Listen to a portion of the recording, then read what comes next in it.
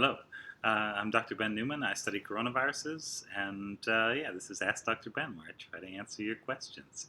The camera's perched on a wobbly stool, and it's sitting on a squishy bag, so this is a very precarious episode. Let's see. Next question is from Amy. Hello, Amy. Yeah. Let's see. Hi, Dr. Ben. I had COVID, mild case in September. Glad it was mild. Glad you're over it. From the past tense on the verb. So good.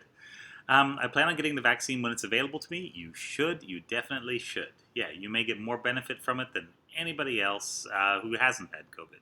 Yeah. Let's see. Will I need to get an antibody test done prior to getting the vaccine? No. The vaccine is going to help whether or not you have already laid down some B cells or antibodies or T cells. And yeah, frankly, it doesn't matter. Best case, you will still have some immunological memory around.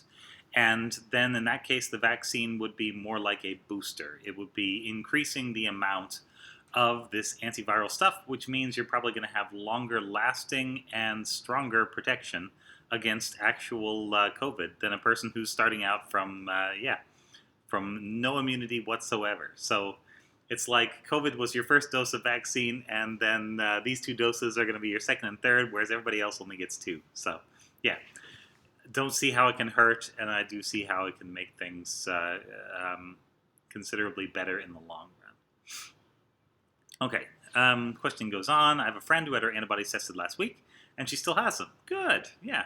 And it's been 5 months since she had COVID. Yeah. And I know average antibodies seem to last 3 months.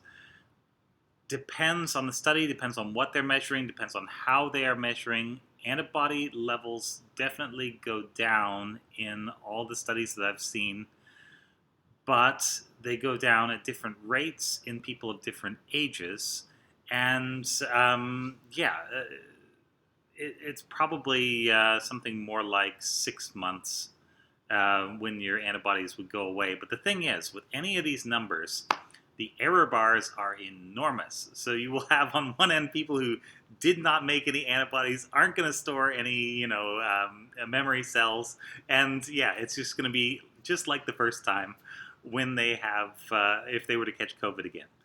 Then at the other end, you've got people that, through more luck of the immune system than anything else, happen to lay down a bunch of really good T cells, antibodies, antibody-producing cells, and they are probably going to have a better chance of fighting off the virus in the future. Yeah, you don't get to pick which category you fall into. You don't get to do anything about it. You just get to deal with the hand that nature has dealt you, essentially.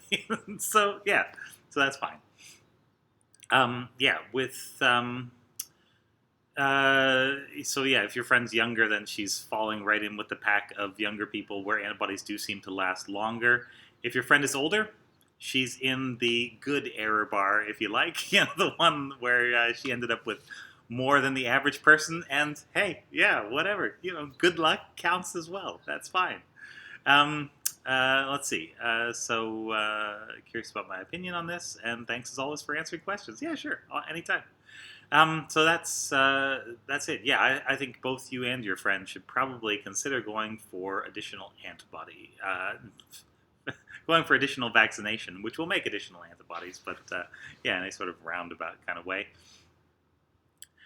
From the tiny bit of limited data that we have, it looks as though higher antibody levels correlate with protection. There will be some times where we know that the antibody level is low and people do not seem to be protected from the little bit of data we have, mostly from the phase 2 clinical trials from Moderna and Pfizer. And Pfizer. Yeah. So it seems to be tied to antibody levels, and that may be correlation rather than the antibodies directly being the thing that protects you, but in a sense it doesn't matter. And I think keeping those antibody levels up is the one thing that we can occasionally measure and test, and it's probably the most convenient kind of barometer for just where your immune system is right now and how it's feeling and what it's thinking. So I like that you got antibody tests. If they were quantitative antibody tests, and you know the amount, yeah, and you wanted to write back with that, I can go through some of the papers and show you roughly where that is, and yeah, we can estimate whether or not that would be a protective level based on the little tiny bit of data we have. Yeah, dangerous stuff, but very rough science until the good stuff comes out. Anyway, thanks very much. Great question, and all the best. This has been Ask Dr. Ben.